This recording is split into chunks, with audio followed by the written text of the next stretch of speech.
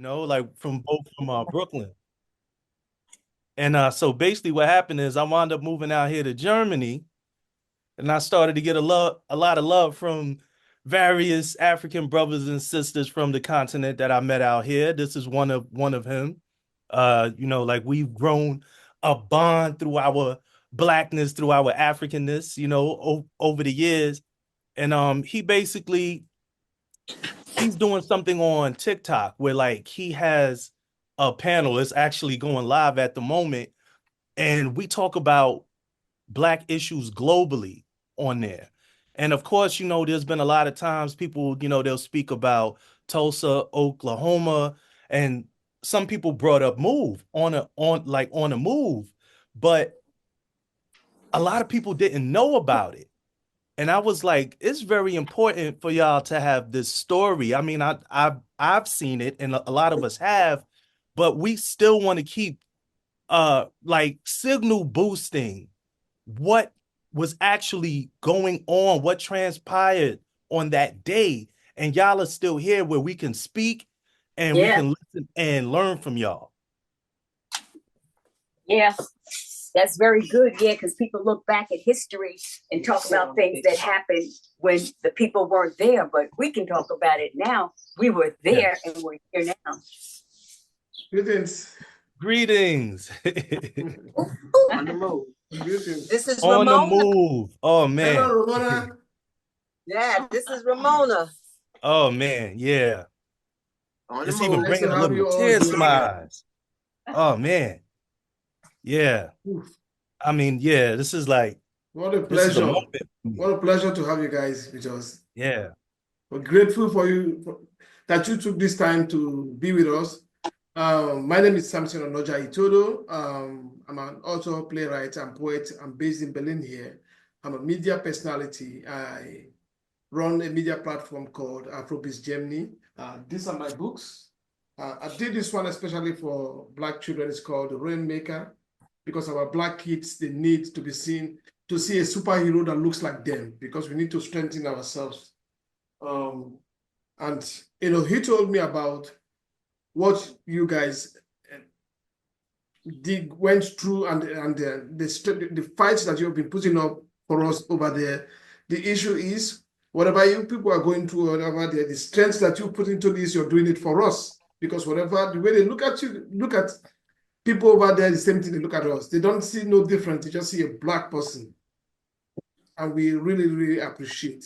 So I wouldn't talk too much, because it's all about what you have done, about you guys today, and all the work you're putting into. We want to hear every detail, want to hear every information, because it's important for us who need to have this information, and we want to have it. I want to say thank you very much. But before I go further, I would like to introduce Race Think. Race Think is a very, very, very, very important person also that is doing a lot of work within our community here. Let me not do the talking. She's a writer also. She's an author also. So I'll let her to introduce herself. Yeah, hello everybody. I don't know how many we have because I'm using my mobile, which I never normally use. I'm in the whatever relaxed position. So good evening, everybody. How are you all doing? My name is okay. From my handles, I'm Racing. Professionally, I am a consultant and trainer in the line of critical whiteness, change management. I'm also an author of, in the meantime, I think 3 books. Not Now, Please, Living Through Ableism, Racism, and Grief, which was based on a personal experience when my husband was dying, the racism and the ableism that I was not spared.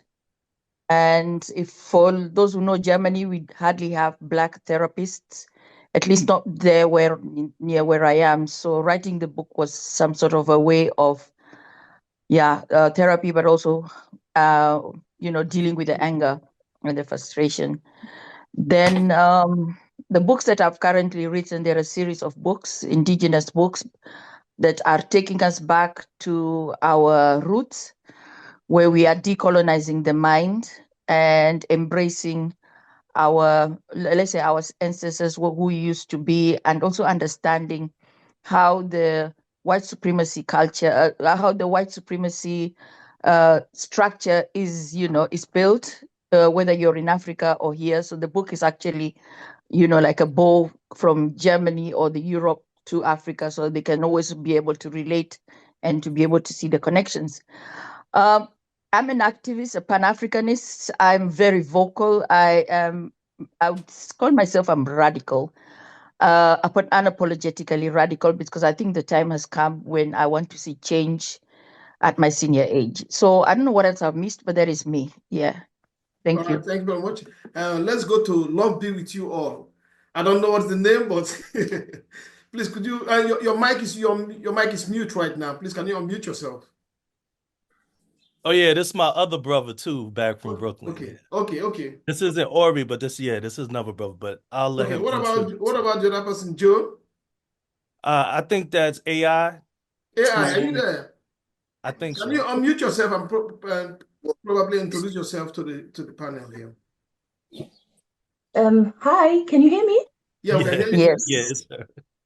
Greetings, everybody. Thanks so much for inviting me. I'm still working out some little issues with my connection. Sorry. I would just give the mic to somebody else real quick until I fix that, if that's possible. Okay. So let's go back to our guest today, the most important people on this panel here today. Wait, let me just say one quick thing. To the guests, basically what we did, we have a mixture of the elders and the youth. We wanted to show y'all that the movement is still here, and it's also an international panel. And I'll mute up. Okay, I guess we just mute ourselves now, and first of all listen, and then we'll let you tell us about the whole situation, what happened. We want to hear the history of the whole event.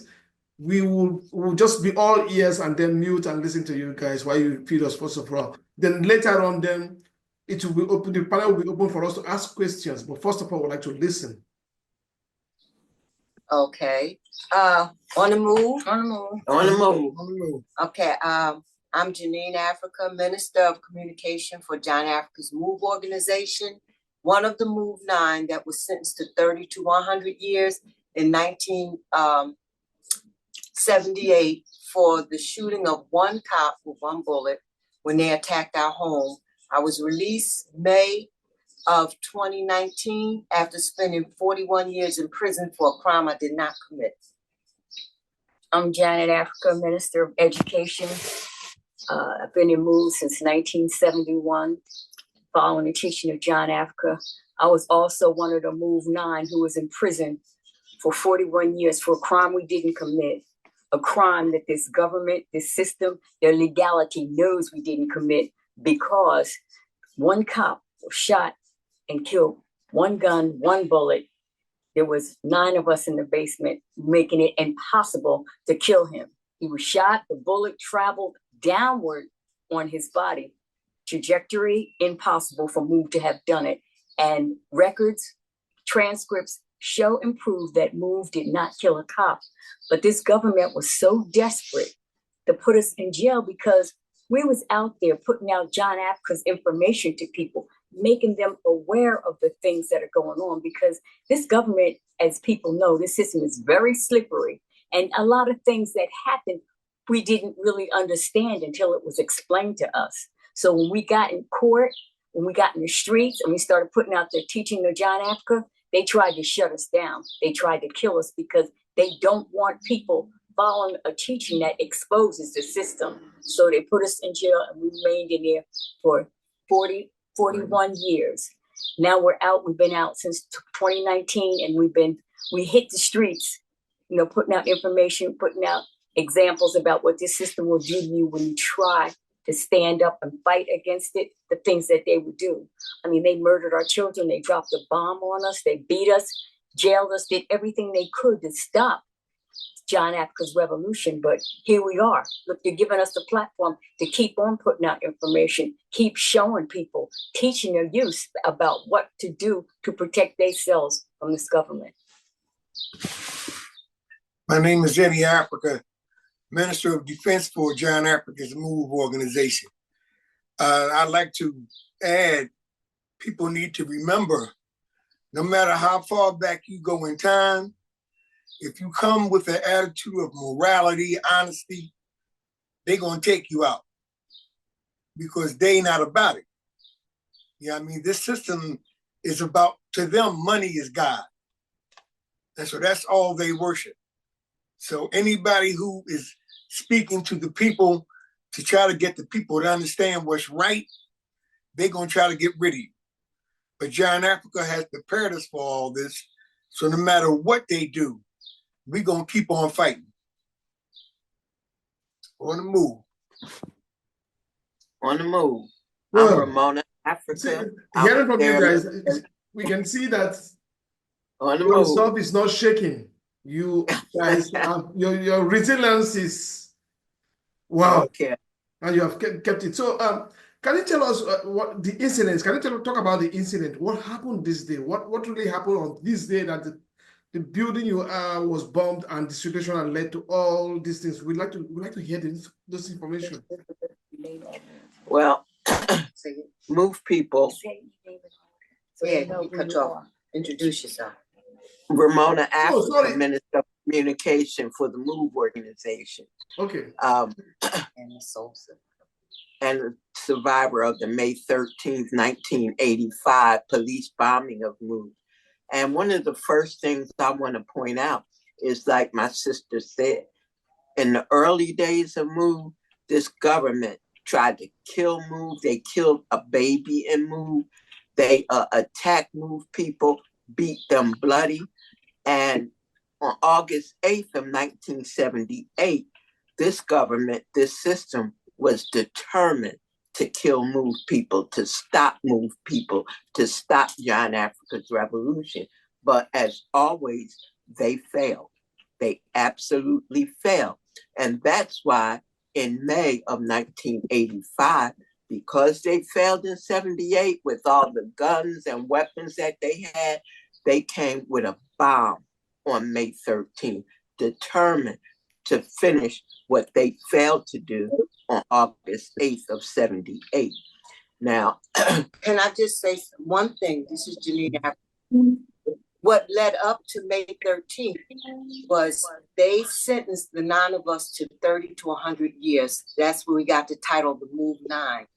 We put all appeals, all our appeals were denied, and our family was determined to get us released so they wouldn't stop. So they started speaking over the bullhorn, talking to different officials, everybody they could think of to investigate the unjust imprisonment of the Move 9. And Mayor Good, at the time was city managing director, he met with our family. He told our family that he knew the Move 9 had been railroaded and that he was running for mayor. And if and when he became mayor, the first thing on his agenda was to investigate the unjust imprisonment of the Move 9. Well, he became mayor. And when he became mayor, he stopped returning the phone calls to our family. And in answer to their request for honest investigation of our imprisonment, that's when they came out with this police action on May 13th, 1985. They came with a bomb when all our family was asking for was an honest investigation into our imprisonment. If I may ask, can someone tell us a bit the situation with the Move 9, first of all? Why were they imprisoned? Okay, so it's the history of MOVE. It's 50 years of John Africa giving MOVE members the truth, and we would confront politicians, the zoos, the different environmental companies that was exploiting the air, the water, the soil, endangering life. That was what MOVE was out there doing, demonstrating to try to fight for protection of life, all forms of life, working to stop the gang wars in the city, working to help the unwed pregnant teens, this was MOVE's work. And because we started demonstrating against the different politicians, officials, they brought the police into it. They put the police in between us and them. And they started arresting us, beating us at these demonstrations, peaceful demonstrations, which we had a right to do. So they just kept arresting us, beating us, and it just kept escalating to the point where they murdered my baby, 3-week-old Life Africa, March 28th, 1976. They caused the death of my sister Rhonda Africa's baby in 1976. They beat my sister Alberta Africa down the roundhouse. A female officer kicked her repeatedly in the vagina until she miscarried. They caused my sister Janet and Lee Sing Africa to miscarriage by arresting them for no reason, holding them down the roundhouse for hours with no water, no bathroom facilities, and just torturing them, really. And it just kept escalating and escalating and escalating. And it came to the point where we had somebody down in City Hall that called us and told us that the city was planning a full-scale attack on our house, that they had made a makeshift model of our house and was practicing for a year on how to attack the house, tear it down, and kill us. And blow it up. And kill us. And so that is why we fortified our house, came out in the khakis and what they saw as weapons. And we told them that we know they were coming to attack us, and that this time, whatever they were going to do, they were going to have to do it out in the open publicly, because all of the other arrests and beatings was always done in the middle of the night or in a closed courtroom. So nobody saw what was being done to us. And so this time, John Africa said, whatever you do, you're going to have to do publicly. And we came out on that platform May 20th, 1977, and held the police off for a whole year, because when they saw what they thought was guns, they weren't quick to come and attack us like they had been doing all along.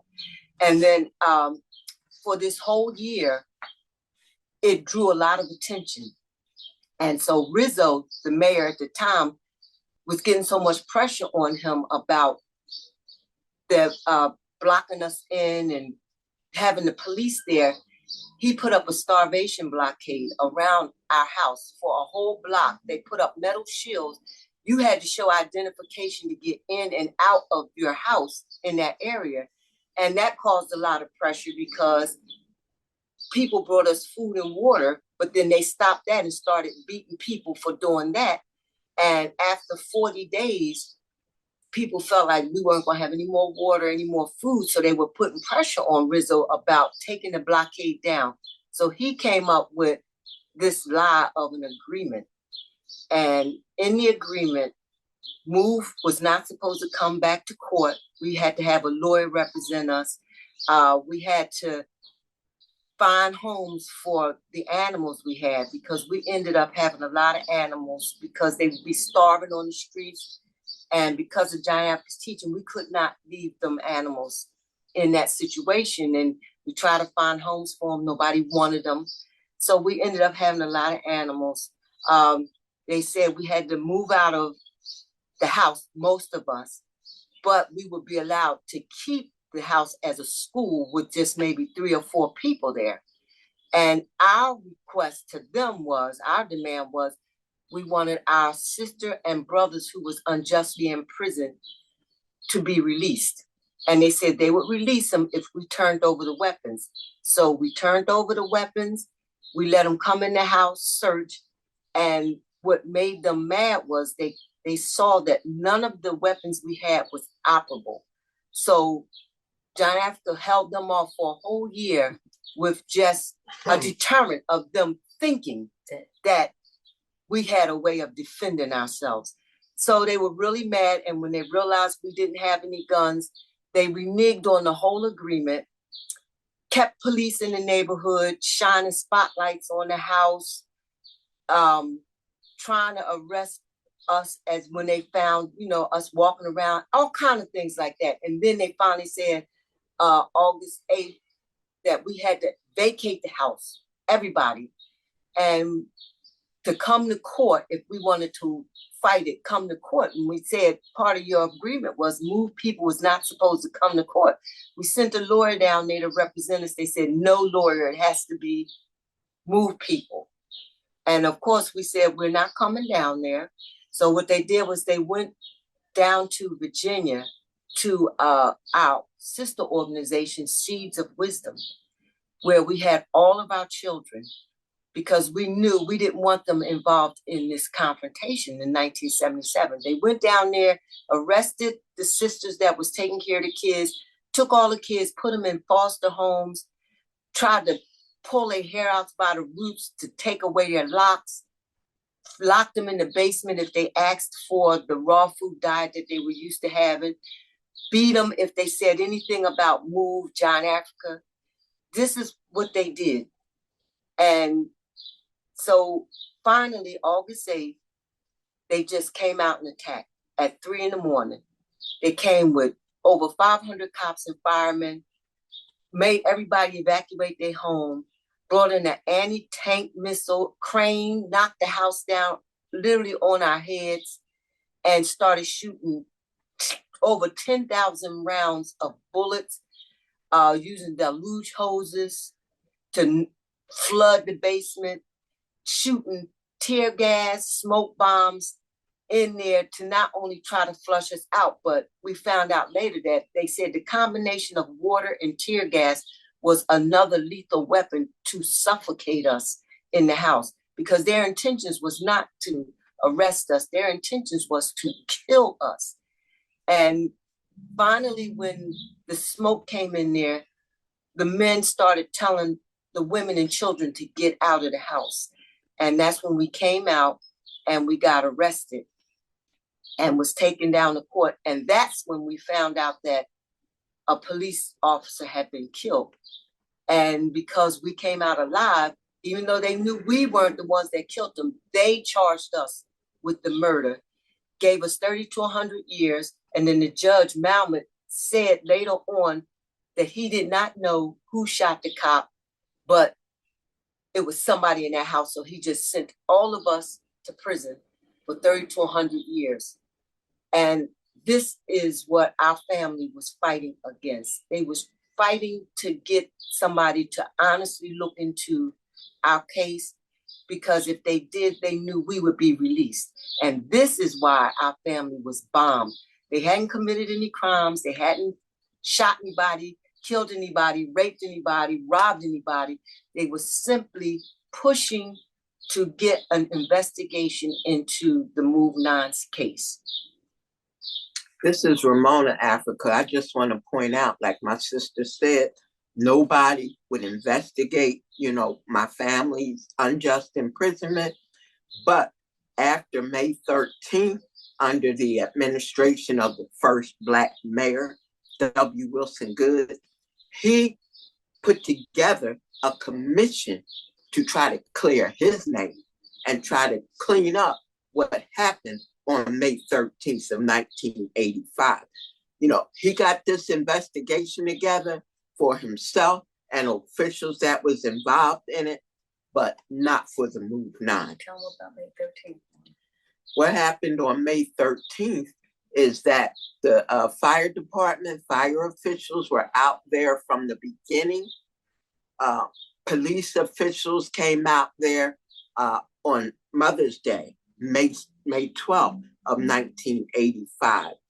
And at night, Gregory Sanborn, the police commissioner, got on a bullhorn and said, "Attention, Move, this is America.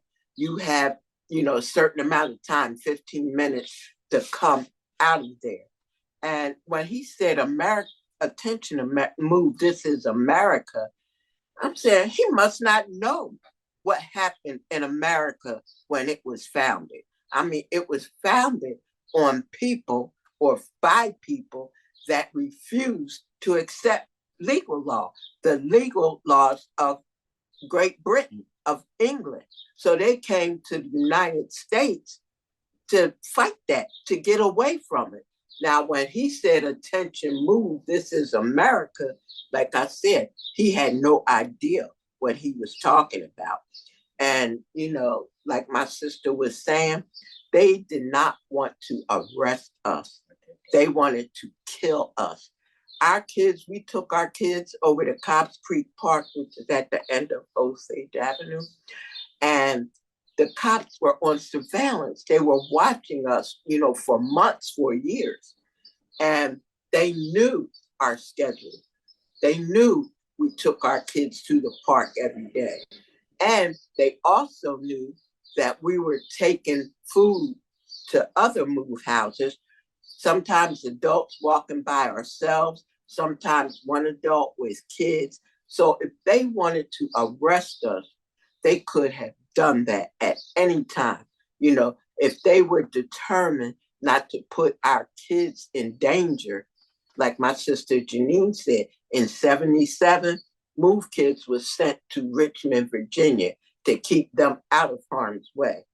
But this confrontation in May of 1985, like I said, they knew where our children were, how they would, you know, go back and forth from the house to the park, from Osage Avenue to other move houses. They knew that. And they were determined to, you know, kill our kids too. In fact, the police commissioner said that he saw our children as much of a threat as the adults. Now that's what he said. So you could see their intention was to kill everybody in that house on Osage Avenue. The thing was too, that one of our supporters drove by there on May 12th, Mother's Day, and she wanted to know if we needed food because she was going to, you know, where they sold food in bulk. So some of our kids wanted to go with her, and we allowed them to go. We said, okay. So when she came back, when she left, there was no barricade up around Osage Avenue. But when she came back, there was a police barricade at the top of Osage Avenue, which was a one-way street.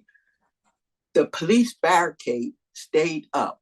Now, when our supporter was coming back, some of the police that was out there came over to the car, and one cop in particular he knew our kids, he knew who they were, and he let them back on the street, back into the house, knowing what they were planning to do. So that's why I'm saying they wanted to kill our children, the adults, everybody that was in that house. Now what they did was they had weapons that the city does not usually have.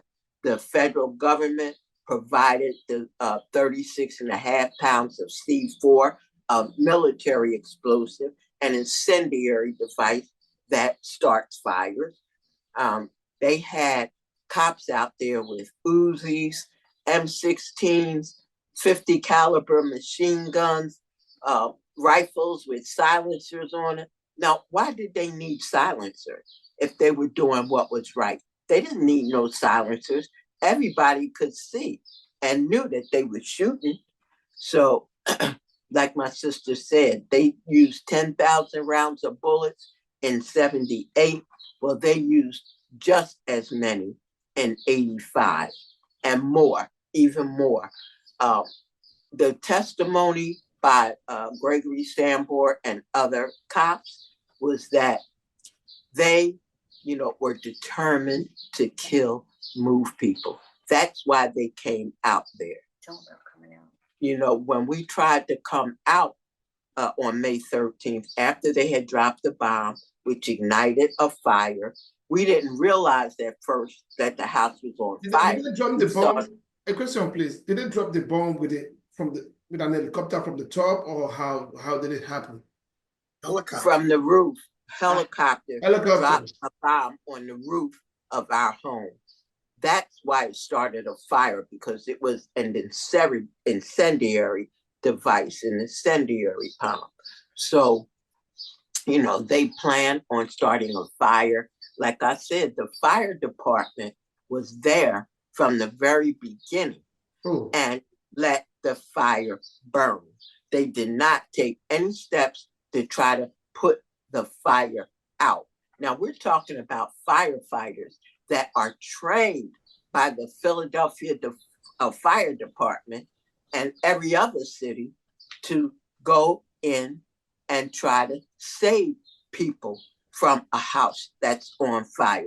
But May 13th, they did not do that. And in fact, I think it was the police commissioner that told them, let the fire burn. And, you know, when we was trying to come out of the house, we were met with a barrage of police gunfire, which forced us back into the burning building until, you know, I got out and I got a little boy named Birdie Africa out. We, you know, got out of that fire, and they were shooting at us then with a barrage of police gunfire. Well, let me just stop you right here. Ramona said they announced every time they tried to come out of that burning building, they hollered and announced, we are bringing the children out. And they all had children in their arms wrapped around them to get them out of the house. And the police still shot them back into the building. Yeah, like we said, you know, they intended to kill our children and everybody in that house. You know, we tried to come out, like my sister said, we were hollering that we're bringing the children out. They didn't care about that. They shot at us with a barrage of police gunfire, shooting us back into the burning building. Now, if you're left with a choice between burning to death and possibly getting, you know, shot to death, well, you don't have a choice. You know, you really don't have a choice. And like I said, when we hollered that we're coming out, bringing the children out, we was met with the police. How many were you? How many people were inside the house this day? 11 of us. 11. And how many made it out successfully alive? How many made it out alive? Just her and Birdie Africa. And the I thing have a question. What was the average age of MOVE members at that time? What is the average age? Say it again. What was the average age of the MOVE members of MOVE at that time? From children? Yeah. Well, the children were killed. 6 children were killed. I was the only adult to be arrested. None of the cops or anybody else was arrested. And when they arrested me, one of the first things they asked when they took me to the police administration building called the Brown House, the first thing they asked me was who else was in that house? Who was in that house? And John Africa taught us to use this system against itself. So my response was, you telling me you dropped a bomb and you don't know who is in that house? You know, they couldn't explain that. You know, they did know there were children in the house and some adults which didn't have any warrants for any crimes.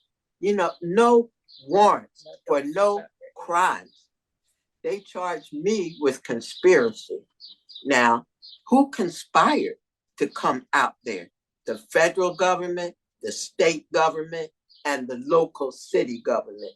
The state government provided the helicopter that they used to drop the bomb on our roof. The federal government provided 36.5 pounds of the incendiary material, C4. And, you know, that was a conspiracy between the local, state, and federal building. But they charged me with conspiracy. Because of catastrophe. Well, the people that was in the house, it was like between the late 20s up into maybe late 50s age-wise, and our children was like from 9 to 13. And we had animals in the house too. Mhm. And they were all murdered. I know it's shocking. It leaves you with nothing. We can't see her while she's speaking. The person is speaking. We can't see her. Oh, okay. So all right, yeah. My question is what was the reason that the police gave before the attack? What was their reason? What was this reason why they needed the whole helicopter and everything? Well, their excuse was that we were a nuisance to the neighborhood. And, you know, that's because we were on the bullhorn talking about, you know, our family, the Move 9, and how they got 100-year sentence. And we knew that they were innocent. The government officials knew that they were innocent. So we were demanding their release. So when they say we were on the bullhorn, that's what we were talking about. We weren't making threats to anybody. You know, we wasn't talking about anything wrong. We were just demanding the release of our family members. And one of the points that we made on that bullhorn is that if any of our neighbors, you know, had family members that was in prison unjustly, they would do the same thing, or they should be doing the same thing, fighting for the release of their family members, like we're fighting for the release of our family. I said the side of the t-shirt. You want to say something? No, I was trying to remember one of our members, Frank Africa. They implied might have had a non-reporting on parole. All of which was a lie. Nobody in that house had warrants for doing anything. Yeah. But even if they did, but you drop a bomb and murder them, you know, even if they did have a warrant or whatever, drop a bomb. And did we have any media coverage of all this situation? Did we have any media? Was there any media covering this? Was it in the media at all? It was across the world. Yep. It was across the world. The whole world saw what they did May 13th. They sort of helped. And what made it bad too was, like Ramona was saying, she was the only one that was jailed and charged and sentenced to prison. And she had a jury trial.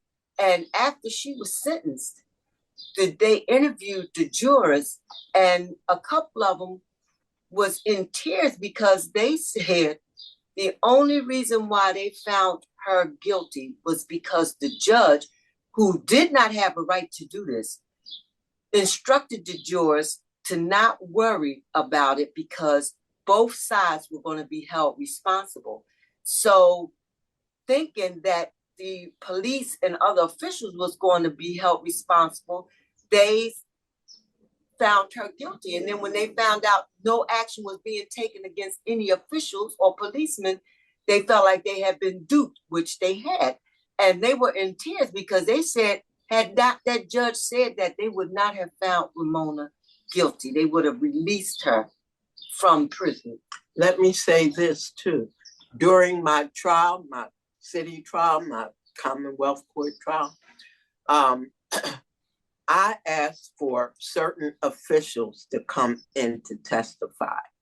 And among them was the police commissioner, Gregory Sambor. Now, when he was supposed to testify, the judge, Michael Stiles, let him come into his office, which was attached to the courtroom. And I had to go in there because I was representing myself. They could not keep me out of there. And what Gregory Sambor said was that he was taking the Fifth Amendment, that he would not answer any questions. And my point is, you have to be asked a question before you can take the Fifth and say that it will incriminate you. He hadn't been asked any questions yet, and he still said he was going to take the Fifth. And the judge allowed him to do it. And like my sister was talking about the jurors, you know, Judge Michael Stiles asked the jurors if they had a problem or if they would have a problem finding me guilty. Now, juries are supposed to be, you know, unaffected at the beginning. They're supposed to assume you innocent, you know, until you are found to be guilty in court. Judge Michael Stiles dismissed people who said they didn't know why I was in there anyway. They felt like I was innocent. He dismissed them from the jury. You asked about the media. The media worked with the government against us. I mean, they would slant stories. Whatever was said, they would slant it against us. The only one from the media who spoke honestly was Mumia Abu-Jamal. He was the only one, and he didn't take our side. He just reported what he saw. And if you reported what you saw, then you knew the police were in the wrong. But now they begin to put pressure on him because he was so outspoken and people knew him, so they started listening to him. But he continued to report the news as he saw it. Until he was fired. Yeah, and then he got fired a couple of times because he wouldn't stop. And then when they saw that that wasn't enough, that's when they set him up for that cop killing. Please tell us about the T-shirt. What is on the T-shirt there? It's just, I can't get my eyes off it. Oh. Free Mumia. Welcome to I was just about Philadelphia to with the bomb on it.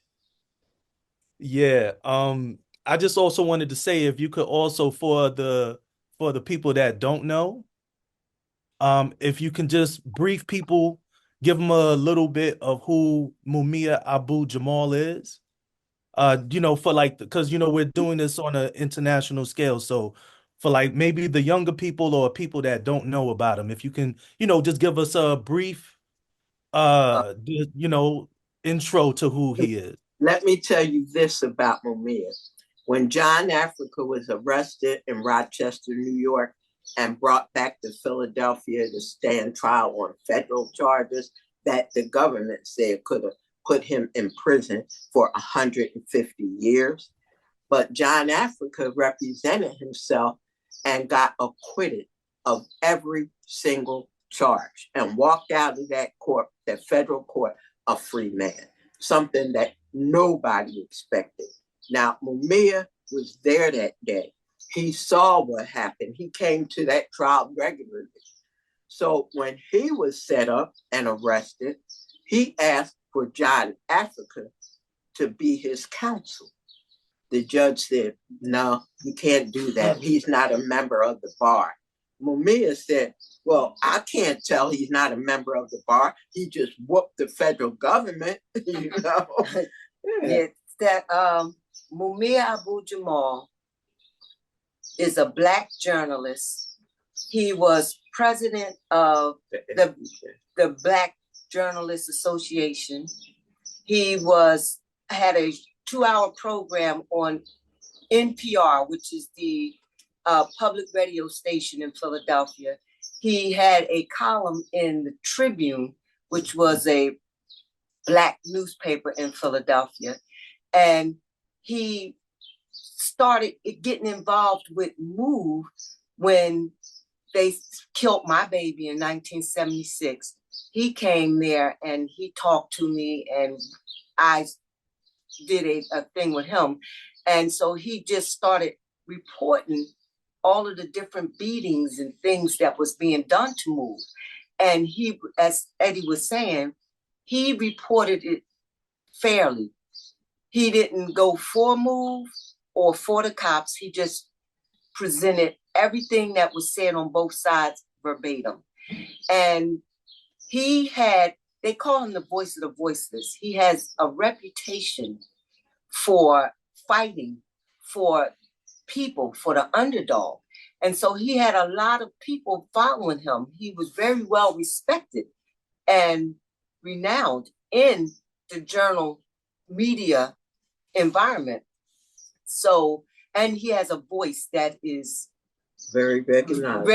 very recognizable.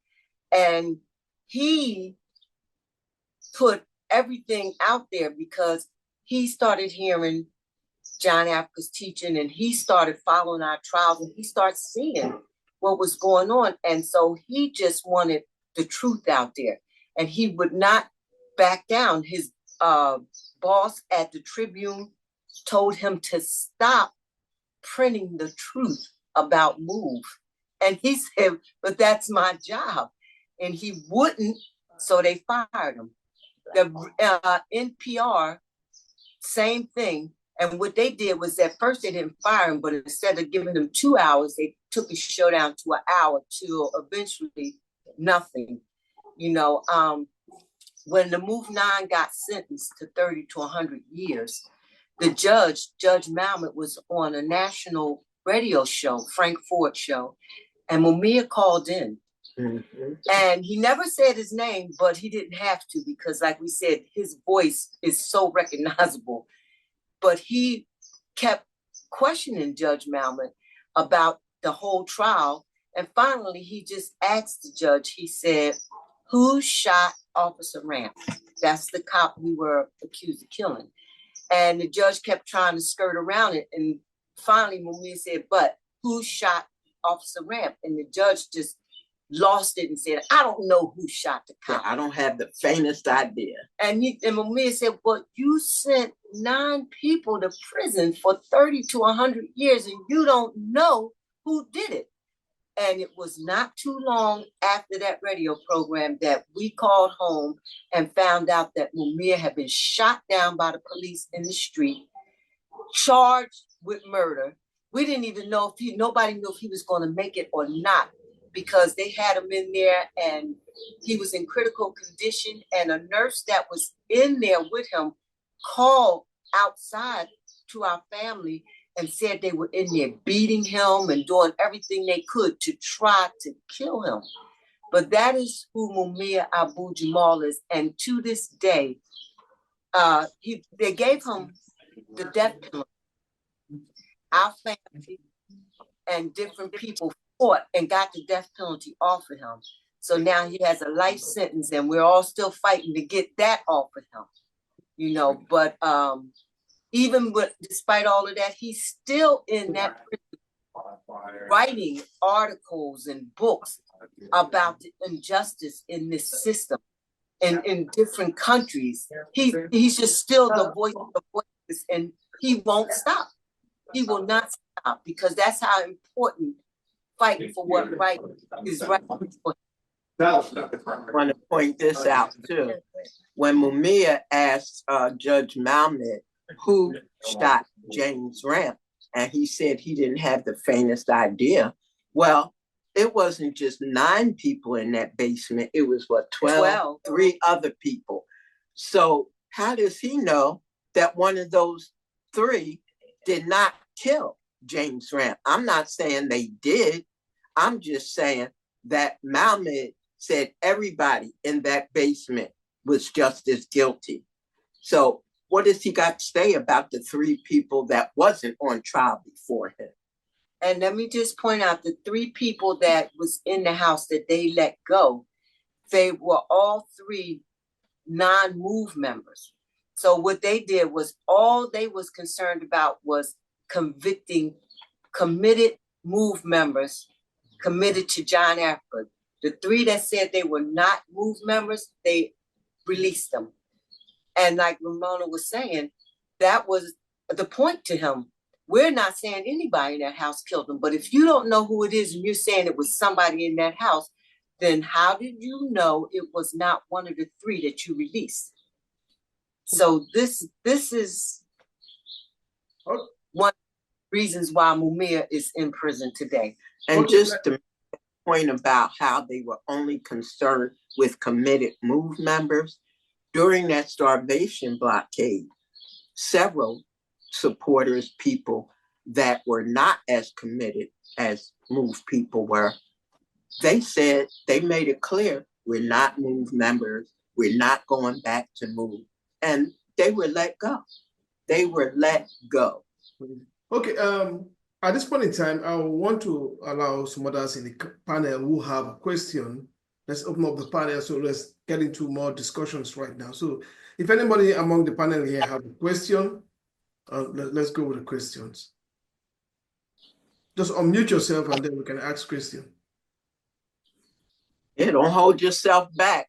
Move people are the people you should ask about move. Yeah, definitely. I have a question, but I want to make sure anyone else. I think let's think us as unmute ourselves and maybe she has a question. Let them go first. I'll ask afterwards. First of all, thank you very much for sharing those insights. Very painful. I just wanted to ask all of you or individually, how are you all doing, both mentally and otherwise? Because 41 years are going to leave scars that are never going to be able to be, healed. So just wanted to find out how you are doing. Let me say this. My family was in jail on May 13th and did not know exactly what happened out there. And none of the guards would really tell them what happened. All they did was come to their door and say, your daughter was killed. Your son is dead. That's the kind of coldness and hatred that they have in them, especially for Move people. But my family stayed strong, even after May 13th, till today, so that is a tribute to John Africa's Move organization, because he put that strength in Move people. Ramona said it all. That's what kept us going. The teaching of John Africa, I believe, is what we used to carry us through those 41 years, through that day of May 13th, one of the darkest, worst days in our lives. But that's what kept us going, keep us going, is John Africa. This is Janet. It was one of the most devastating things in my life. I felt like I was in a black hole and couldn't breathe when we finally did hear about it. Because the way we found out about it, well, we was isolated in RHU unit. So we didn't even know, we didn't have no communication, no correspondence with nobody. Some women on campus came up. They got themselves in a situation where they would have to go to the restricted housing unit. And when they came up, they are the ones that told us what happened. And like, wow, unbelievable. But the thing that we want everybody to know, how devastating, heartbreaking, and painful that was. Here we are, 39, 40 years later. Do you know, I just found out that they have the remains of my daughter's body that they never returned to me. When we came out, the bomb was so devastating that I thought all the remains were gone. Never once this government, the ME's office, or anybody contact us about our people's remains. The way we found out was this brother that we know was doing an investigation on University of Pennsylvania Museum for people, The indigenous people. That's when we found out that they had the remains of our family. That's how we found out, y'all. Then they said they gave our remains to our families. That's what I was told. It has been about 3 or 4 times that they have come to me about having the remains of my daughter, Delisha, still having them. I don't know, about 4 weeks ago, I got a call from the museum telling me that they found more remains of my daughter. This is the kind of atrocities that they have been spitting on this organization since the beginning, since Move came above ground. Not only as they see it in life, being alive, standing up and vocal against them. After they murder our family, desecrate them, they still won't let it rest. And they try to mess with us, you want to know, mentally, because that is something you can't rest when you don't know what's happening, and we can't trust it. With Europeans with keeping African body parts after what is with Europeans with keeping body parts of Black people? Yeah, exactly. Exactly. Well, that's what started all of this, because they found out that they had hundreds of skulls of indigenous people in the museum, and people was fighting about it because they felt like the families of these people, the tribes, should get these remains back because nobody gave them permission to keep them. And in their digging of this, somebody found out that they had the remains of our children that they were keeping locked up in file cabinets, pulling them out and using them for forensic science classes in Penn, University of Penn and Princeton. So this is how all of this came out. And even before this, when all of this came out, we started hearing reports that when they took all of the remains from the bombing to the medical examiner's office, May 13th, people that worked there and different people there was using the remains, the bones, the skulls of our family to play hockey with on the floor of ME's office. Because this is how much the city officials hate Giant Africa. And I know they really, really was hating them after Giant Africa beat the federal government. He beat them, and there was nothing they could say about it, nothing they could do. And then right after that, this is when they came with that bomb May 13th, and they were going to make sure that they killed everybody in that house. Everybody. The police commissioner ordered the fire department to let the fire burn. He has no jurisdiction over them. The fire commissioner that was out there had no say-so. He had to follow the police commissioner, which is not only unethical, but it goes against their procedures. He was ordered not to put the fire out because they wanted to make sure that they got rid of John Africa and his MOVE organization. And that is why they did that. They burnt our family up. They burnt down 64 homes to try to make sure that they killed MOVE people that day. So you can see the kind of hate. And people need to understand and ask, why are you going to such drastic measures against a handful of people? It was only 11 people in that house and animals, and 5 of them children. You know, August 8th, it was only 12 adults in that house and breastfeeding babies. So what if people need to ask this government, what made you go to such extremes for a handful of people both times? And on August 8th, despite all of that standoff and everything, MOVE people don't have any criminal charges of robbing. I'd like to ask, how old were you then? What's your age? Back then, when I was arrested, I was 20. That young? Yes, I was 20. I was 24, 25. 28. May 13th, I turned 30, like a week after that. Why were you guys all together then? Do you all live together? The members of the MOVE, are you all living together in an apartment or in a place? Then do you always live together?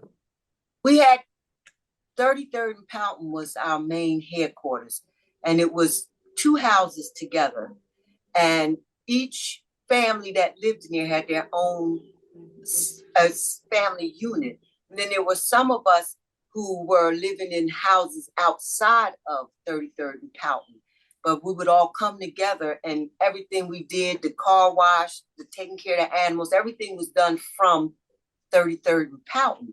But we were all in our own separate family units there, and MOVE was our work, It took a lot to work in the communities, like I said, taking care of the animals and just doing different things like that. The demonstrations, looking after the elderly.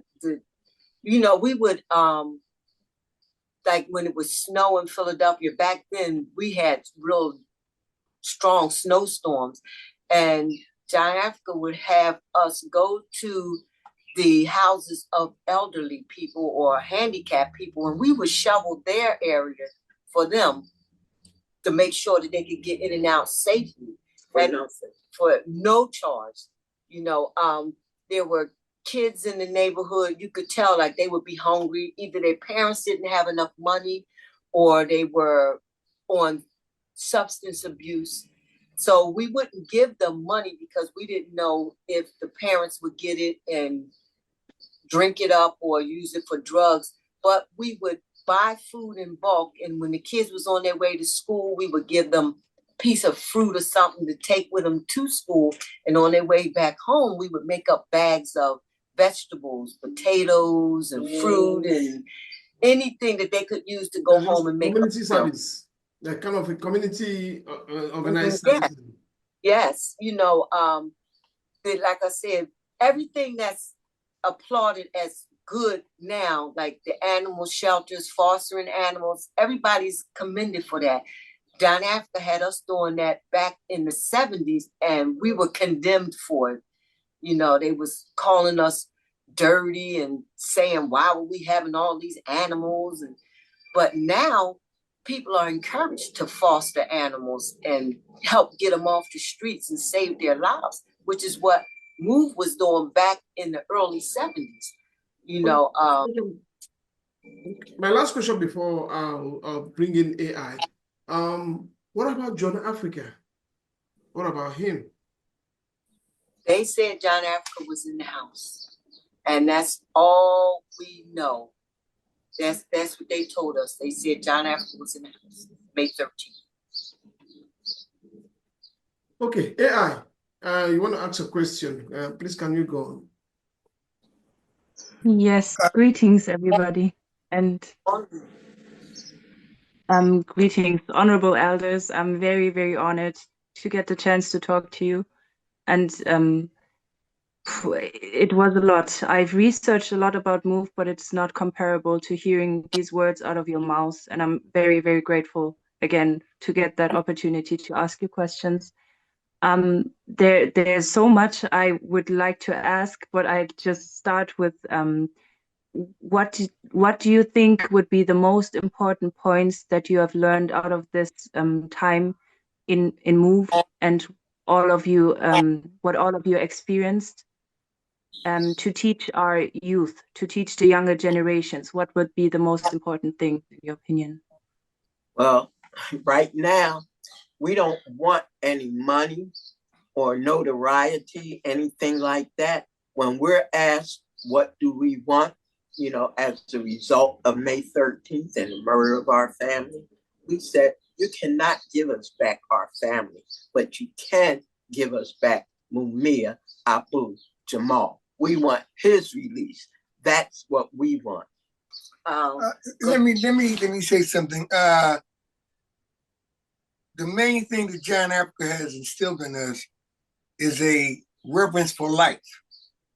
So the one thing that sticks in our head is trying to do what's best for life, not just ourselves, but for everybody.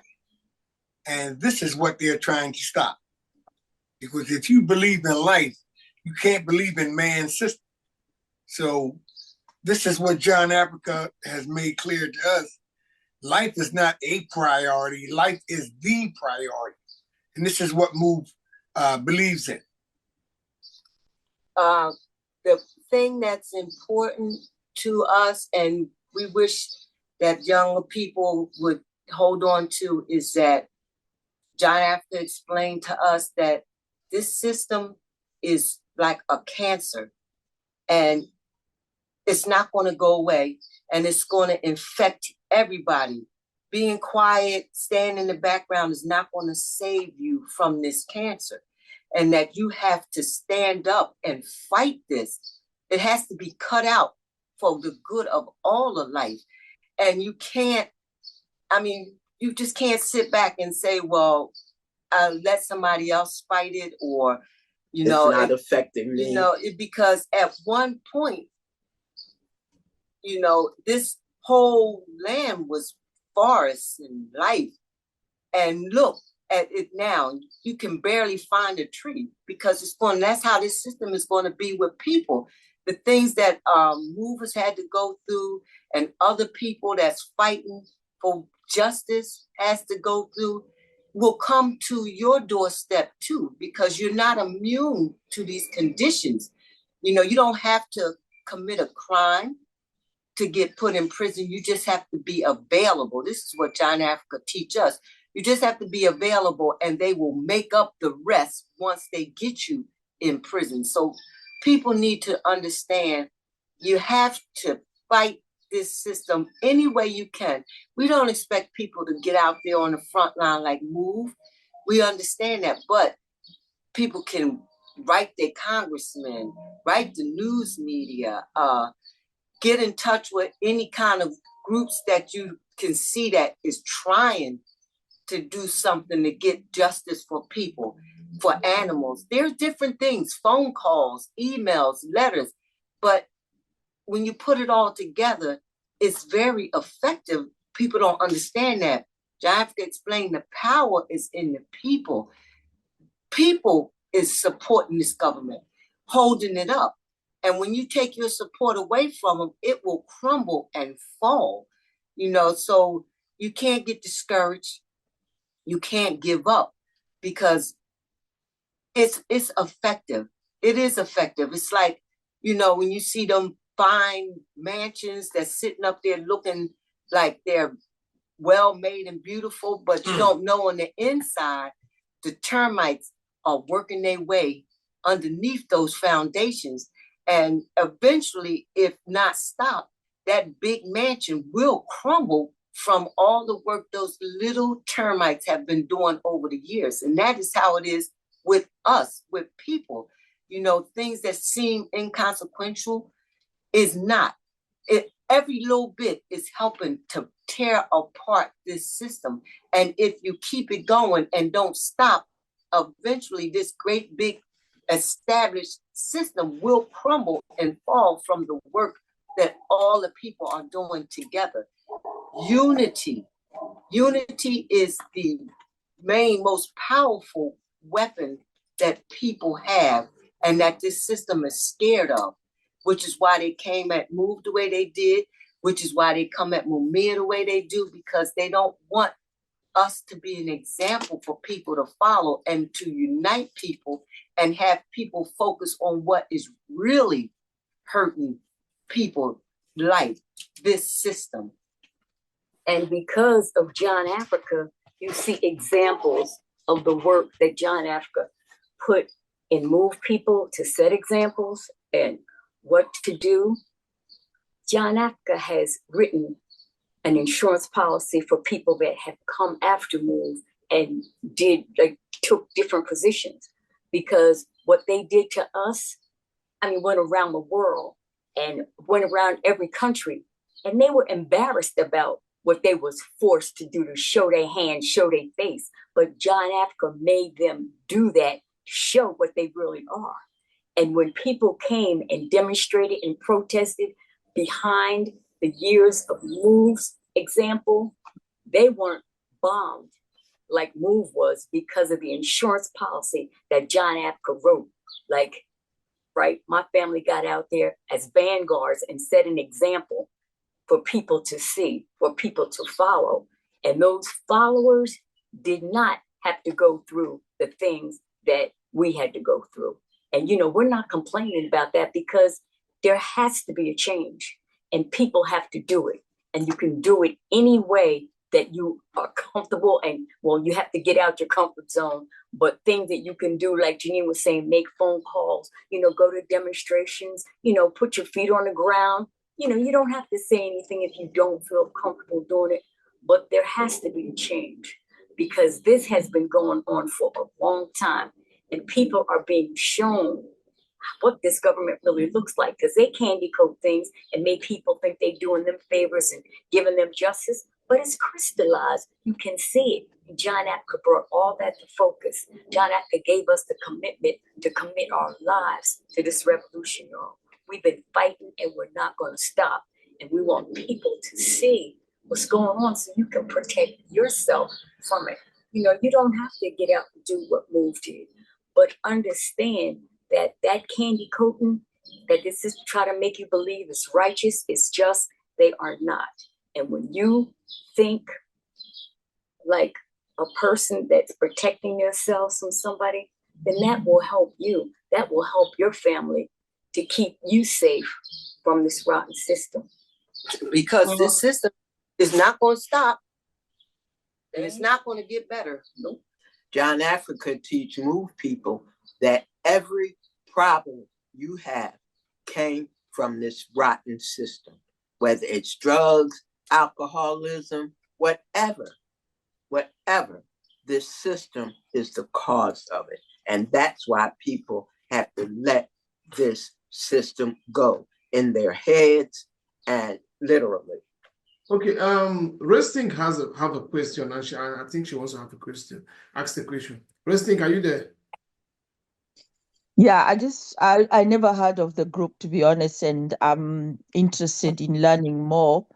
So apart from, maybe I'm going to tap on the knowledge what Joanne has, are there any books that I can start, reading about? Have you people put out memoirs or written about it? Because I just find that we Black people or even Africans, we neglect putting such information out there authentically so that it is being continuously shared from, one hand to the other. Yeah. Well, we did have a book called 25 Years on the Move, and it was such a popular book, and it was making people so aware and waking them up to about what Move is really about, that the government went to the people that was publishing it for us and scared them so bad that when we went back there to get more books published, the place was shut down. The people were gone and we never heard from them again. Now, there is a podcast out that we did called Move, the Untold Story of an American Tragedy. And it's on Amazon. People can go on to that and get it. It's actually Move people talking. Nobody telling you about Move. It's actually Move people, and it's like six hours long.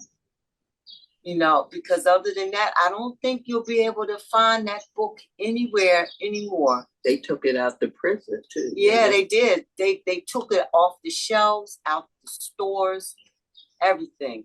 It was a book written by Move supporters and from information from actual Move people. You asked about having written a memoir or a book or something like that. John Africa teaches Move people that an example is worth 1,000 words. And Move people have set an example for close to 50 years now. So that's why people are so impressed with John Africa's revolution, because they see a consistent example in Move. They see that we won't stop, that John Africa's revolution will not be stopped. That example is worth 1,000 words. Right. Can I ask a question? You want to say something, or do I move to D? Yeah. Oh, so who was next? I don't know. I was going to ask a question. Okay, go on, please. Yeah, in terms of the book you were just mentioning, has anybody anywhere got a copy of it? We have a copy of it? Yeah. Oh yeah, Well, we have. can you Can you not bring it to the copy it? screen? Huh? Can we see it Yeah, on the can you camera or something? Oh, we'd have to get it. It's not at this. It's right on the shelf. huh? Hold on 1 minute. It's right on the shelf. Yeah, the reason why I asked is if you got a copy of it, it doesn't matter if they shut the whole thing down, it doesn't really matter because you can disseminate it across the world as a PDF. Yes, You yes, it's copy it. possible. The library is irrelevant because these people do this to us all the time. We just find other tricks to get around them. John, That's what we do. that's such a powerful example that people all over the world have this T-shirt. My brother and I were coming through the airport one day, coming back from somewhere, and we saw a young person with this T-shirt on, and we were like, "Yeah, we get that T-shirt." They said, "We move supporters." So they can't stop us.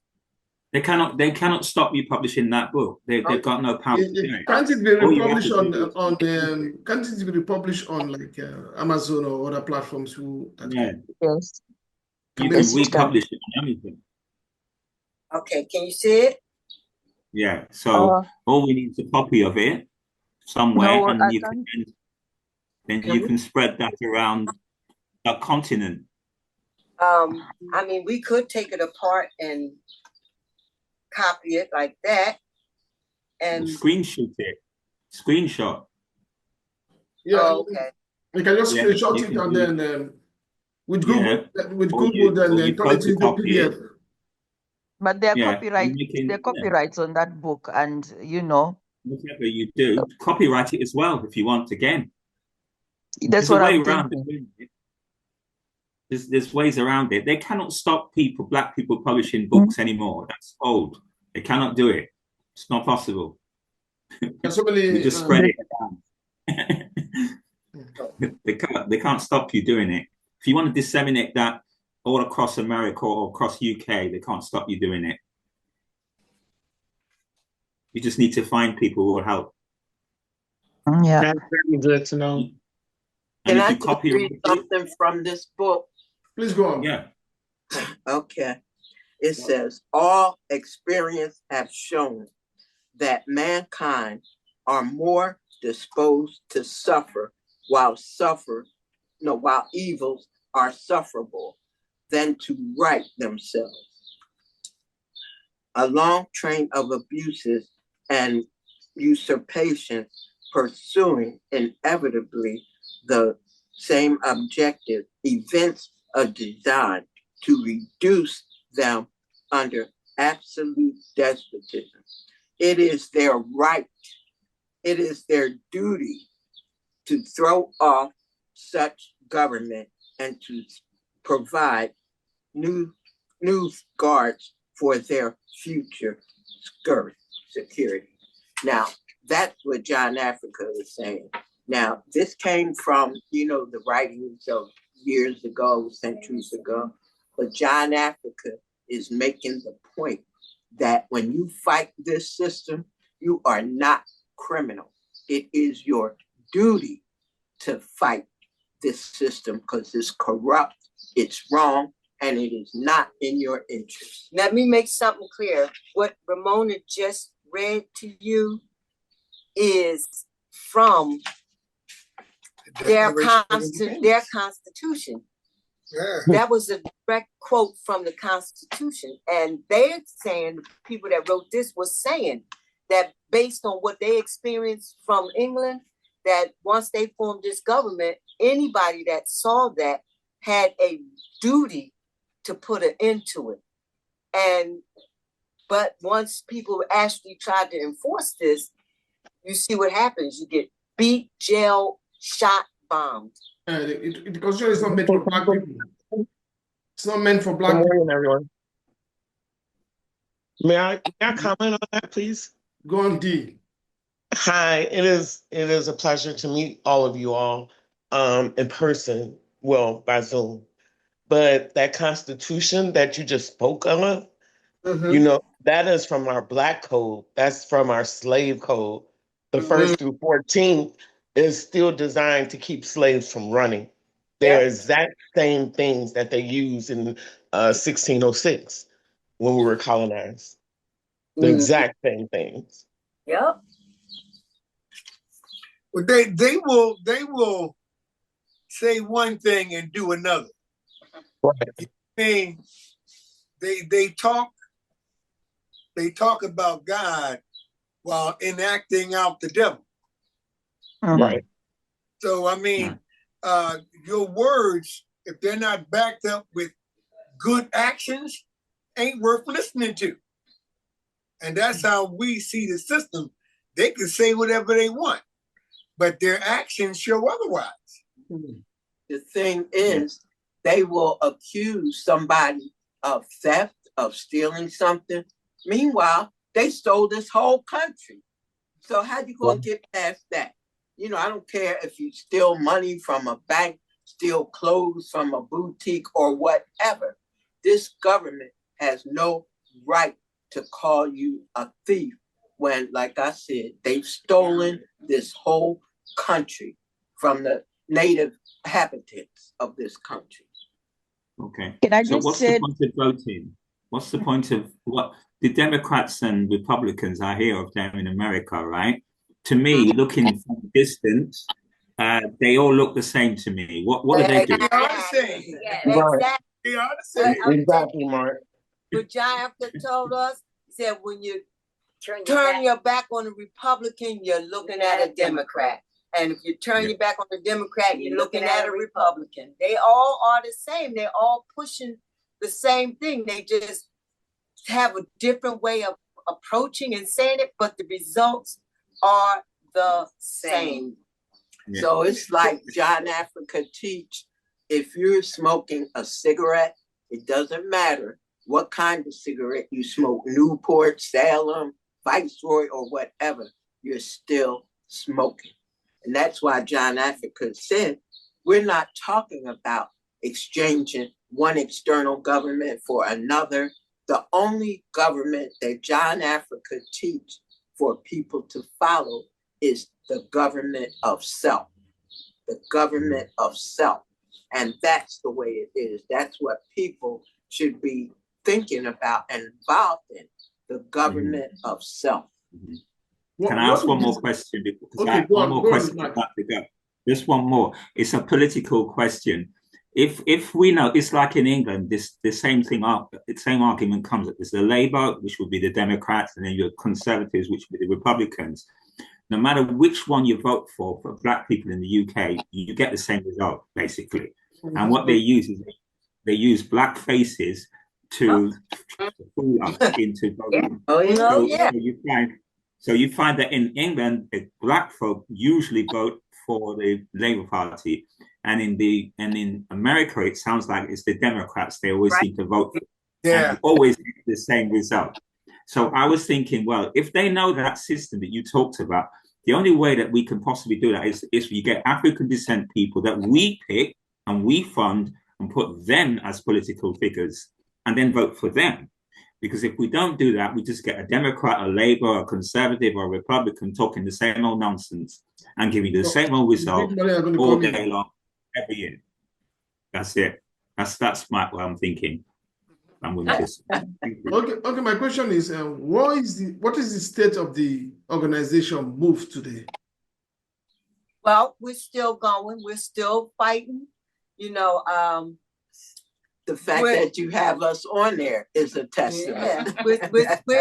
We're still teaching. We're more in the teaching and being the example because we have set the example of our commitment. People see how far we would go for our belief, for life. So now that we have set that example, we are here to help direct people with the wisdom of John Africa that was given to us. And so we try to reach as many people as we can and give them the information that we have been given and help them, because there's a lot of people that see stuff that's wrong, but they don't know what to do about it or how to go about it. So we try to help them by giving them what John Africa gave us and getting them on that road to come together and take those steps So that's pretty much what we do now, Fighting for Mumia. and fighting. That's really where I would say 90% of our energy and time is going right now. We are doing whatever we can to get Mumia Abu Jamal out of prison, because we don't want him to be medically assassinated like they have done a list of others. Their intentions is to keep him in there until they can find a way to kill him. And they're slowly doing things to take his health now. And so it's immediate for us. We feel like he's got to get out of there as fast as we can get him out of there. So that is our focus right now. So was saying that, people have to learn that they can fight. Well, that's what John Africa said. You can fight this system and win. You can fight this system to protect your family, protect yourself. And that's what's important. People need to understand that. People look at the sides of this system and feel like there's no win against it, but there is. There is. That's what John Africa had taught move people. And that's what keeps us going too, because we know you can win against this system because it's so corrupt and dirty. So when you put the truth out there, that exposes them. And like my sister Janine said, that's why they want to kill off John Africa's revolution, and move people. Want to stop us from telling the truth. May I ask a question? How is it that we can collectively get him out of jail collectively? Is there anything that we could do as a whole to get him out of jail rapidly? Well, at this point, all of his appeals have been denied. Everything. They just denied one couple weeks ago that they said this is the end of the road for legal action unless they can come up with something new. Just corrupt. So what MOVE people have been saying throughout all of this is that you can do your appeals, take that excuse from them, but don't put your stock into that legality, because it's the legality that put them in there, and the legality that's holding them there. The thing that MOVE people have been pushing is the pressure on the system, the letters, the phone calls, the emails, the demonstrations, the media, keeping Mumia out there in the media. It's hitting the ground back to the grassroots. That's where the pressure is going to come from. And it works, because when they put us in prison, they told our family that we would never get out of prison. That's what they told our family. And they said it and tried to hold on to it for 41 years. But our family out here wouldn't stop. And they got people around them to help support, and they wouldn't stop. And they let us out of prison. They didn't want to admit that they were wrong. So they denied all our appeals. They paroled us. But for them, that was an admittance, because they said we would never get out of jail. And that's what's going to have to happen with Mumia. And it can be done, because it was done with us. It can be done for Mumia. We don't care how they let him out. They want to save face, fine. But the thing is the pressure on them will make them let him out of prison. So the thing is pressure. Any facility that you could think of that has an influence, keep contacting them, putting pressure on them so they can put pressure on this government over here. I'm in America. You're in America? Yeah, so if you could send it in the chat, or is there any way I could get the location so I could start my due diligence? Okay. Yeah, so what you can do is we need I think Which one you Onsight got? can reach out to you and get the details and then pass it Yeah, to I was about to So, say like I'm the connection to Ori Lumumba. There So you you go. can give him whatever, he give it to okay. me, Yeah, because and we putting it everywhere. yeah, All right. because Thank you. Ori, yeah, All right. because Ori is our communication organizer. So he's the hubbub. Anything you want to know about what's going on, get with Ori. Yep. He got all the addresses, phone numbers, whatever you would need. Okay. Let me say this. We have traveled all over the world. And the first thing people ask us is, how is Mumia? How is he doing? Name the places you've been. Tell us Oh, where. we went to France, England, Spain, the UK, to Africa, you know, South America. We've been all over the world. And that's the first thing people want to know. How is Mumia? When is he going to get out? And all we can say is he's going to get out. You know, if we have anything to say about it, he will get out. And I think what slowed people down, had people laid back, was they thought that they could find justice for Mumia in the court system. Mm-hmm. And so it has taken all of this to make people realize, no, you can't rely on that. So I think the momentum of the people involvement is going to pick up, because they really thought court appeals and all of that was going to help him. But now they see it's not. The thing is, one of Mumia's appeals, the judge was a Black woman, and everybody was, well, most people were looking at that as, okay, she's going to do something for Mumia now. Not, she did not. What did she say? What Judge Sabo did was like legal. He wasn't breaking any laws by saying he's going to help them fry the nigger.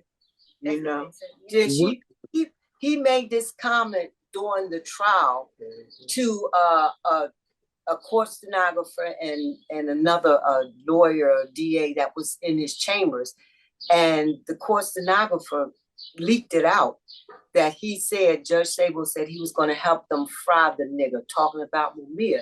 This Black Judge Clemens on the appeal said, even though he made that statement, that did not mean that he could not be unbiased in his decision in Mumia's trial, and that he had a fair trial. Yep. Now, if that don't tell people everything they need to know about this legal system, then I don't know what it'll take. One thing people ask us is, you know, about the bombing, and we tell them, if dropping a bomb don't wake you up and tell you something about this system, I don't know what it will take. All right, Onsight, I don't know if you have any more questions, and anybody in the panel still have questions. Let's do Yeah, I'm gonna make it brief. I just want to give a shout out to Ori Lumumba for connecting us. Of course, I gotta give a shout to y'all. Y'all are true heroes to me, you know. Well, Africa. Yeah, I gotta fight back tears, even because y'all bring me back to my childhood. My one of my family members was in the Black Liberation Army, and that was also the funeral that I went to. Wow. So just let me breathe a little. So basically my question is, right?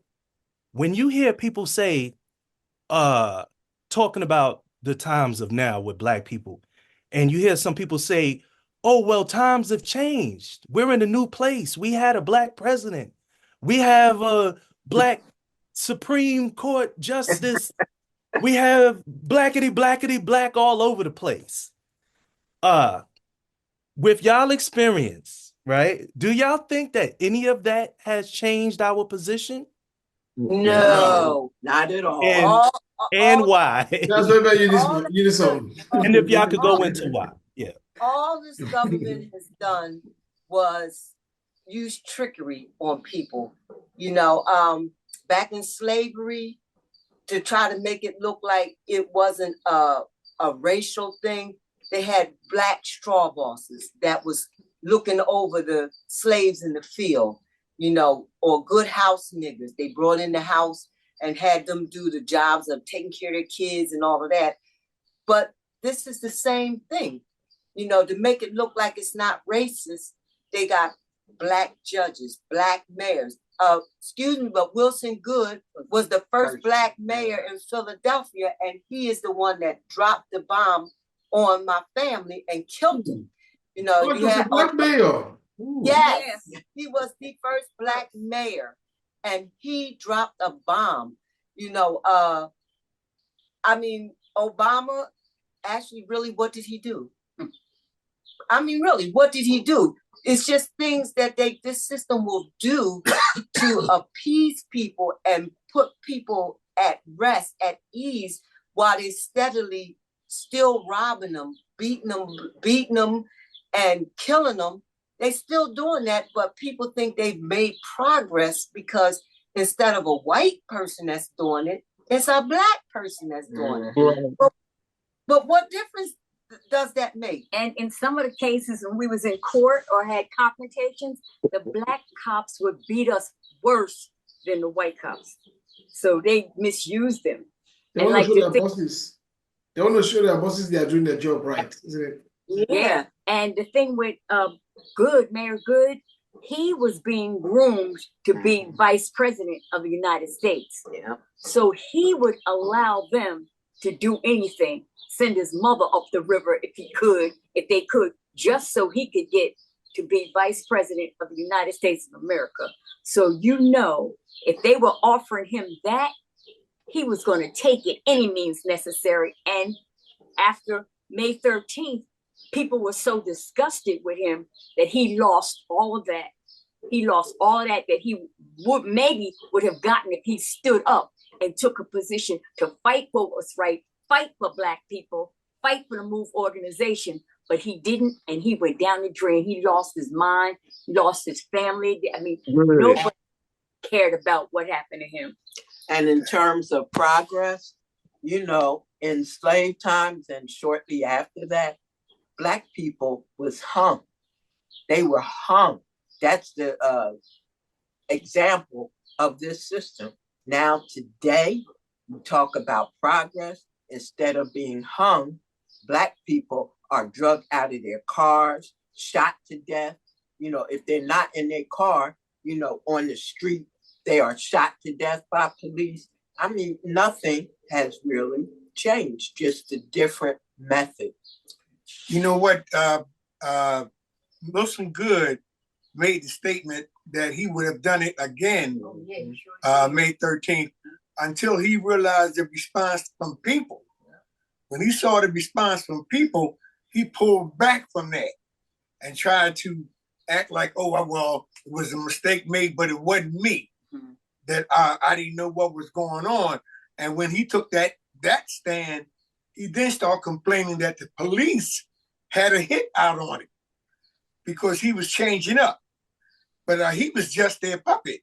But he went along willingly because he figured that the political advantage it would give him would make him successful as he has been taught success is.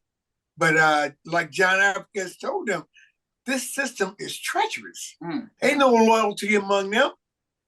They use you when they can, and if you don't want to go along with it, you either get killed or you go into jail. And so all you gotta do is look at all the jails now. They filled with people like that, and they not trying to make it no different. There's no correction in jail. I mean, they call them correction facilities, but there's no correction in there because the people running them aren't correct. Let me just say this. For people who want to dismiss what happened May 13th by saying it was an accident, things just got out of hand, that's not true. That was a plan for deliberate murder of MOVE people. And in fact, the cops that surrounded Osage Avenue, one cop was on the second floor of a house across the street from us. And on the videotape, you could hear him say, that's the last time they'll call the commissioner, the mayor, a MF, a motherfucker, you know? So while he was saying this, you could see our house on fire, flames, coming out of it. So what does that tell you? That their intent was that there was no accident. Things did not just get out of hand. If it was an accident, then why was the fire commissioner told not to fight the fire? I mean, come on. Come on. I mean, you could see it today that a lot of the Black celebrities are complaining because they felt like they made it. They're well known, but when they're stopped by those white cops, they're treated just like any other Black man on the street, spreading them, putting them on the ground, doing all kinds of stuff to them. But nobody knew this until recently. They start coming forward and saying that they was not treated any different just because they made it in Hollywood or in the record business and everything. Black. It don't matter, It's nothing has changed. They just go about it a little differently. That politically correct speaking, but that's all it is. Nothing has changed, and people gonna have to understand that. The education is not going to change anything. They're going to still see you the same way. In fact, they resent Black people in those positions more because they feel like, who are these uppity niggas to be coming to my clubs and living in my neighborhoods? And they don't like that. They resent it. And whenever they get the opportunity, they're going to let you know how much they resent it. This is just a farce, a mask, a trick to keep people appeased and going along with this. Like in the neighborhoods when we were coming up, when people got restless and it looked like it was going to be trouble brewing, what they would do is they would come in that neighborhood and put up a traffic light where people was fighting and complaining about because their kids was getting hit by cars. They ignored it until they felt like it was going to be unrest, and they would put the traffic light there or put a playground in there. Anything that they felt like would tone people down and satisfy them. Well, that's what this whole system is. They're just giving you things that they feel like will keep people from getting into a state of unrest. And that's all it is. And people just can't be fooled by it because things are worse today than they were 50 years ago, 60 years ago. If being in these positions was progress, why is things worse? Okay, let me know. D has a question. Somebody got a question. D have a question. D? Oh, I didn't, but I do have something to say about the entertainment now and Obama, what you said about Obama. Just real briefly. What Obama has done, which is nothing, is he legalized weed, whereas they don't go to jail, but they still do. He made it where gay people could get married, and I found some discrepancies when he was in college. So I ain't gonna go there, but I could definitely show some pictures. Whereas he's doing things for a reason. Yeah. Okay, that's politics. That's politics. Can't be trusted. The game of politics is making deals, right or wrong. Outside. As far as the entertainment. I have a question. Oh, okay. Outside. Oh, I was gonna say. Okay. Go on, D. Go on. No, I was gonna say what they did as far as their entertainment here, while nobody is helping out the neighborhoods, like how you stated when I got on about helping out the neighborhoods, helping people pay rent, stuff like that, helping them with food. What they did is the entertainment can't even come back. They signed a talent contract order.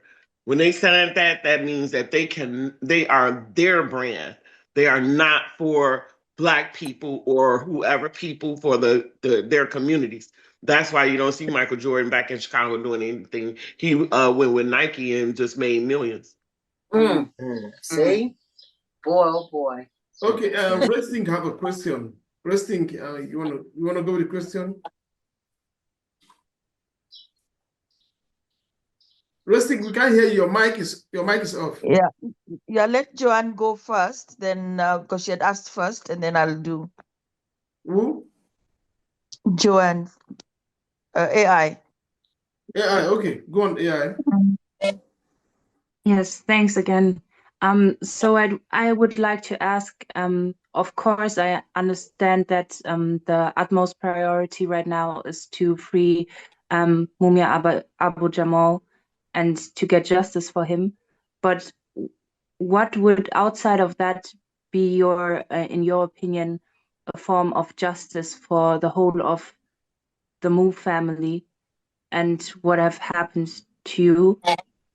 Is there anything you could imagine that we could also work towards and fight for and help you fight for? Well, I know what people have to understand is that they are still doing what they can to try to stop Move, and I don't know what people could do as far as the pressure on them about Move,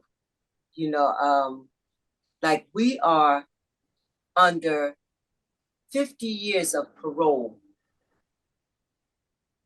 and they know we innocent. That's one thing. We shouldn't be on parole. And everybody knows that. So it's like they had to let us out, but they feel like they're going to keep restrictions on us, which is unjustified and unnecessary. We had a house at 45th and King Sessom, and we had to move out because we had to get work done on the house. But while that work was being done, the house mysteriously caught on fire. Just caught on fire, and they took a long time once again to respond to the fire. By the time the fire department got out there, the neighbors said flames was coming out of the second floor windows, the first floor window. So they just took their time getting there, and that destroyed the house. But my point is first of all, the fire was mysterious. And not only that, but only 2 weeks after the fire, they put in a motion, L&I, to have the house torn down and pay $85,000 a day for every day that it was still standing without repairs being made to it. Without any investigation. Nothing done about it. So our people went to court to fight it. And these lawyers, they were upset because when they went in that court and they said the judge treated them like dirt and just dismissed everything that they said, even though it was right, and told them that L&I has the right to destroy the house. So the lawyers and some of our family went out there the next morning to go into the house, and they told the judge, can you at least let the house stand until we can get an independent party to come in and investigate to find the cause of the fire? And the judge said no. And so when they went out the next day to try to get their people in there to look at the house, the L&I, the demolition crew was already there early in the morning, would not let them in the house, and completely destroyed both houses down to the ground. And not only did they do that, but for years, the backyard, it was a very large backyard. For years, the backyard was used as a resting ground for different Move members and our animals. And their remains was planted back there in the dirt. The people from L&I went past the housing lines back to where the family burial ground was and dug up the remains and left them just sitting on top of the dirt. Just left them sitting there, had just desecrated the whole area. You know, it's these kind of things that this system need to have people show them that they are being watched and they know what's going on, because they are still doing different things like that. There is nowhere in the city of Philadelphia that anybody's house that was burnt down have had to have it repaired or demolished 2 weeks after. There's people in neighborhoods complaining about abandoned houses, burnt down houses that's been there for 10, 15, 20 years. Somebody claimed they tore his house down by mistake and wouldn't even do anything about it. You know, this is the kind of stuff that they're still doing to move, and they're using the same pattern, you know, and that's the kind of thing we just say that people keep pressure on this government, on these officials about move, just so that they know that they're still being watched and that they have to be careful about what they do with the move organization. You know, that wasn't the first house that was torn down on King Sesson. In 78, they demolished the move headquarters tore it down with a tree, you know, tore it down. And on King Sesson, on Osage, they tore that house down, tore the whole block off and rebuilt houses that were never on the same plane as the 6221 Osage or any other houses on there that had porches, all of that. These new houses they built, nothing like that. They look more like, I don't know, like cardboard houses. Keep in mind that the way to help us and yourself, revolution is spread through word of mouth, talking like we're doing now, however. So the more it is spoken on, the more they're exposed. And the more people that know about it, the better. So whether you're speaking about us or anyone else who is experiencing this, that's how it's done. And you create a unity among people because you show them who the real enemy is. John Africa teaches Move that revolution is not a word, it's an application. You're either doing it or you're not. Either you're doing it or it's not getting done. So it's everything is pressure. That's the thing about the community and the unity, when people band together and show this system that they're being watched and people will come together to help each other. That's really the key to it, that they have to see that. They have to see that they're not going to be allowed to just run roughshod over anybody anymore. And that is the key. This is what this system had tried to stop, because this is the example John Africa is setting in the communities, and it was being demonstrated. They don't want unity. They don't want you to care about your brother or your sister. They want everybody to just be out for themselves so that they can come in and destroy communities and do whatever they want and get away with it. So it's just all we're really saying is unity and holding this system responsible for the things that they do. What John Africa teach too is that the work that the Move organization is doing, it's not just for Move, it's for your sons and daughters. It's for you, you know, so don't think that what we're doing is just for Move. It's not. It's for all life, including people like you. Resting, you have a question, do you? No, I didn't have a question. I just wanted to make a because we've been here for about almost 2 hours right now, and you know, we can continue this for a whole week, for a whole month, because I think there's a lot to unpack from here. So Does anybody have any question they want to ask so that we can wrap up? And I didn't have a question, but I had a statement, actually, what I wanted to say. Um, I'm one person that strongly believes that democracy, capitalism, and all these things is all a scam. And they were all founded based on our ancestors, be it the enslaved or the genocide people and the colonialism. So capitalism and this thing about democracy, they are all structures that were put up specifically to make sure that Black people, who those days their bodies were used free of charge, should be given the impression that justice is being given to them. The sooner that we get to understand exactly how the white supremacy system works, and that is why Barack Obama was never able to do anything, because Barack Obama is not the right skin color to be put inside the inner circle of the white supremacy. So he could never do anything. So for me, as far as I'm concerned, if we are going to be making it, and I hear what John Africa is talking about, it resonates to what I always say.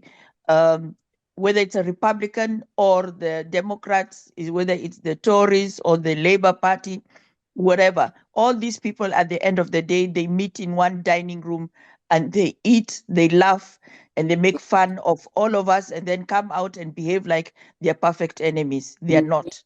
They're not enemies. That's right. All right, brother, you have a question. You want to ask a question? Let him go. Yes, how you doing, love? Much respect and honor to all that have lost in this situation. Um, I just want to ask, do are you working with any of the younger generations that are involved in tech, such as AI and cybersecurity, and also in infrastructure of civil engineering, to, I guess, brainstorm a system that we can create autonomously outside of what is already existing for us? No, we haven't been involved in anything like that. Our example speaks for itself. That's the example that people need. Young people, older people, everybody needs. So that's our work, to set an example, which Move has been doing for close to 50 years now. You know what? The things you mentioned, whether or not you're involved in them, is not what will bring you to us or go against us. If you are trying to do something right, we'll work with you. The AI things you mentioned, I haven't heard too much about them, but that's not how we judge or work with people. If you're about doing something to make things better, that's all that matters. Understood. The reason why I asked is because I've done a few Mumia events. I've worked with some of the people up in New York at my tenure at Riverside Church, and set up his calls, listen to him talk, and sometimes it's a revolving conversation that's going in circles sometimes because of the programming and who's funding it, whatever. I understand the politics and all that. It's just I feel the gap between generations has to close and meld somehow to be able to move forward, and we have to kind of omit the fact that we have an individuality of thought so we can be more cohesive in our expression. Because this thing has been going on since the beginning of the branded group of people that have been running the show for a bit. And even my family, my uncle, he was in the Mississippi bombings. So like, you know, I'm familiar with some of these things via my family. And seeing how nuanced it is now, I agree that it is worse than it has been for a specific nature set of people. Yet I also feel that we're at a time where we have um, a powerful point to strike from, depending on who's involved and how we communicate with each other. You know, I'm all for it, and I want to say thank you for your time and grace and healing on your experience. And thank you for pushing through, because sometimes when things traumatic like that happen, you don't want to do anything about it. You want to just get away from it, you know, and I Yeah. understand that. So love to y'all. And if you have any what would help, in my opinion, would be personal archive journals of the experiences, because that will allow the information to spread a little bit faster.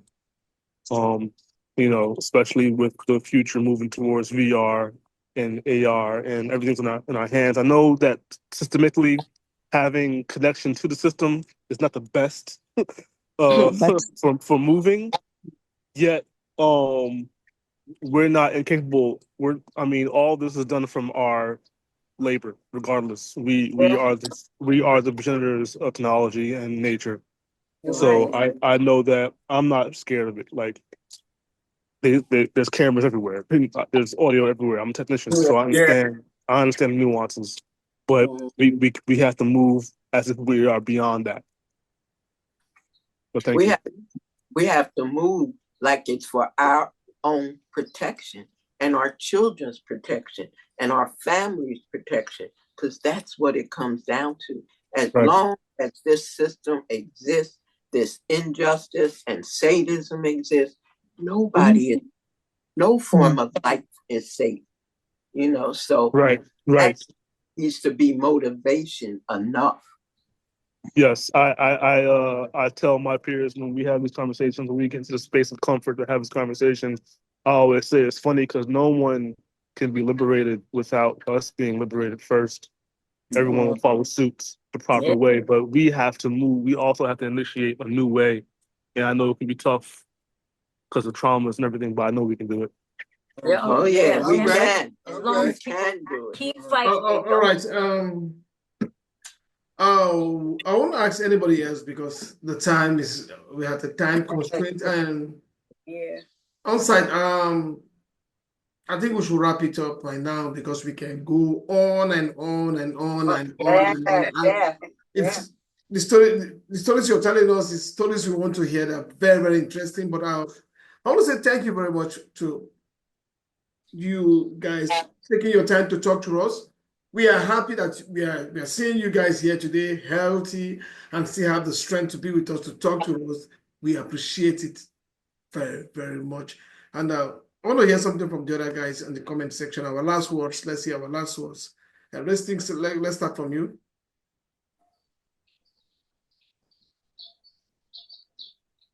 You have any last words? What do you think? Thank you very much. Yeah, I was just going to type because I thought it's quicker to do that. Thank you very much for taking the time to come and share. For me, these very powerful messages, it's like as if it has been designed for me.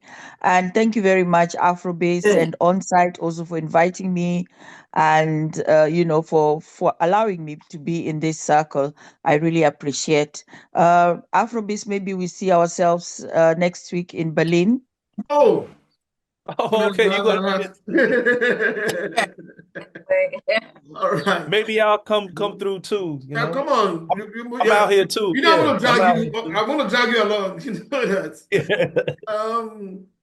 Yeah. So AI. one thing, we give us some type of contact so we could send a photocopy of the book Okay. to you. Okay. On-site. Okay. Yes, you can take care of that with Ori. Yeah. I was about to say I'm gonna. Yeah. I've been rating him the whole time. Like, oh Very man, I'm much. loving this. You know. All right. AI, are you there? You want to say your last word? AI, the last word for the day.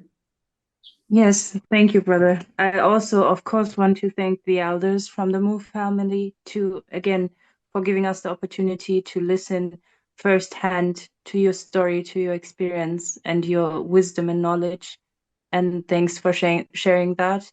And also, I want to also thank the brothers Afrobiz and On-Site and Sister Racethink for allowing me to join this conversation. I'm extremely grateful and I'm extremely moved So, and yes, that's all I can say right now. Yeah, I say something real quick. Just All right, then let's let Habdi speak. Just wanted to say thank you guys. I really enjoy listening to your story from all your experience, especially while I'm here in America and the things that I'm so encouraged to do right now. As soon as I get off, I want to write as many emails as I could possibly get done today and post on my TikTok. So thank you very much for the information. And thank you on site. Thank you, Afrobiz. We're just doing what Africa coordinated us to do. Put out information and try to move people toward revolution. All right, I want to talk to. What about your brother in the hoods? Your last word, when they was please. going by on here, but yeah. Thank you Also, I again. know you, your brother. No, Thank you. I know. That's what I was saying. Yeah. I just want to say thank you all. Thank you on site for Sonny for sharing this link with me and this opportunity. Because you know me, you always have these beautiful builds, and you know how we are. We just get to deep space. I want to encourage all of you in the Move family, especially, that you're still here, and your youth is eternal. There's nothing forgotten about you guys, and you're still here for a very specific reason. Thank you for fulfilling your purpose. And I encourage you to, it could be in dabs, look into AI and have conversations with it, because we need, the thing is, it's a collective database. We need you. Us youth, we need you, because there's a missing link of information and comprehension that we have been, you know, that has been weaponized against us to even come together. That's default. Generations is default. The natural one is, the older and the youth always gonna have the differences. But right now is a good time for us to really come closer in our thought and our comprehension. And I look forward to looking up more material for you guys and just seeing more of your personal experiences and processes. All right, don't worry about it, because what people don't believe right now, this system will show you. Facts. Facts. Okay, All I'm right. sorry. Yeah, Love. I'm going to keep it simple. I just want to say thank y'all so much. I mean, really.